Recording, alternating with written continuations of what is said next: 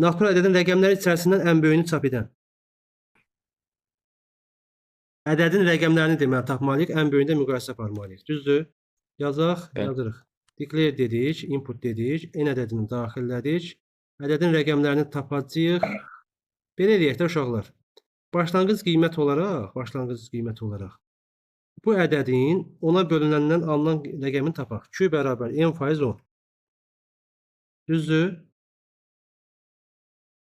Və deyirəm ki, həmin bu max bu olsun.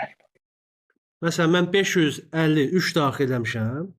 Deyirəm ki, mənim hələ ki ən böyük rəqəmim 3-dür. Çünki mənim ilk gördüyüm rəqəm budur da, 3. Axırdan tapırıq yəni.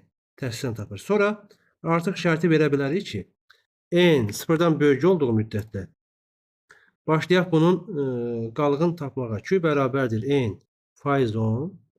Bunu müqayisə edə biləcəyimiz bir ədəd olsun deyə bax, öncədən bunu ya sıfır da yaza bilərdiniz əslində. Belə yazırıq. If yazıram. Əgər həmin bu Q böyükdürsə o mənim max dediyimdən, o zaman ədədimiz dəyişsin. Bilirsiniz bu nə deməkdir? Yadınızda 3 nəfər söhbəti var idi. O'ya görə qərar verirdik ha. Bax o söhbətdir. Max olsun Q. Düzdür? Təbii ki, burada da nə edirik? N bərabərdir n bölək 10 yazırıq. Bunu yazdıq. Bir də nəyi soruşurdu?